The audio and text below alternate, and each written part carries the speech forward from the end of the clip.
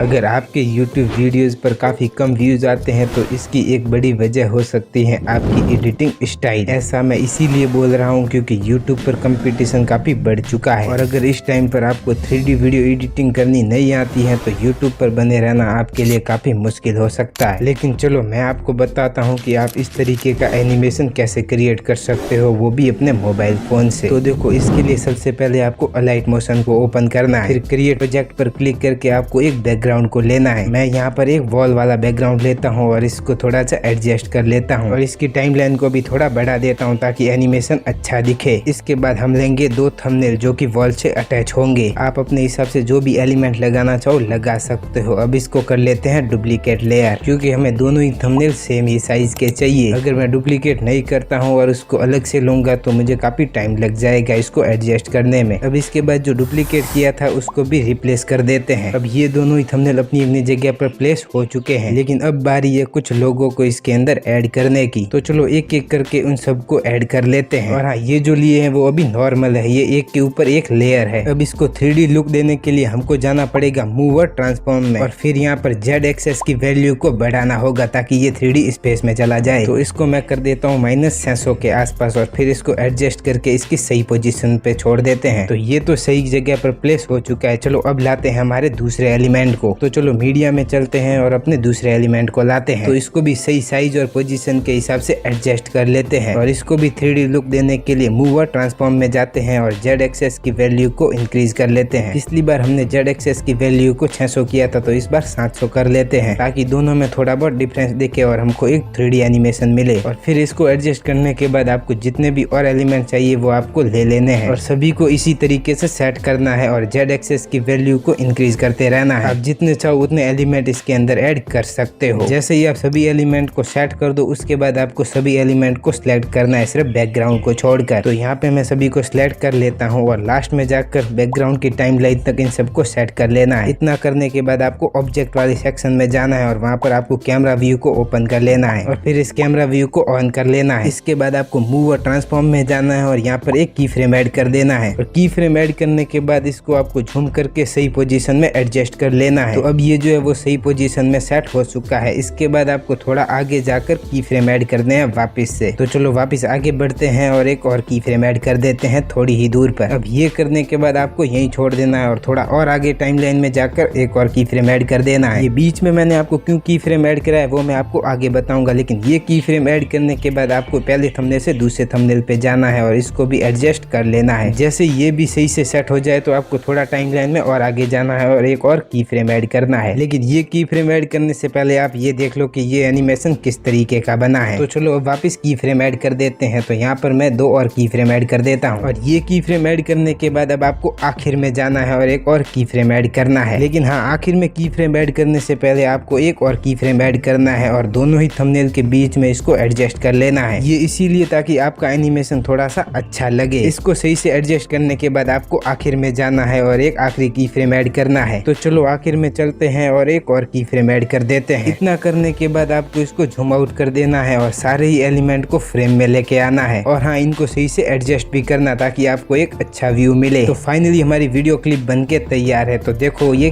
कैसी बनी है।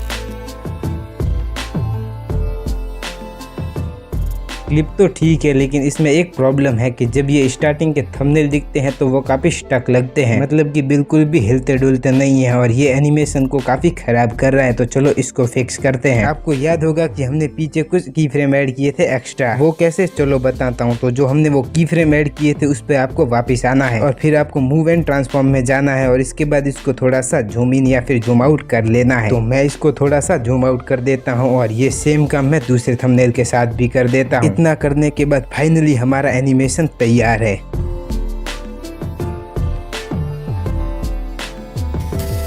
कैसा लगा आपको ये एनिमेशन कमेंट में जरूर बताना और अगर आप और भी एनिमेशन के बारे में जानना चाहते हो और उनको सीखना चाहते हो तो कमेंट में वो भी जरूर बताना। और हाँ, जाते जाते लाइक, सब्सक्राइब, शेयर कर देना। बाय।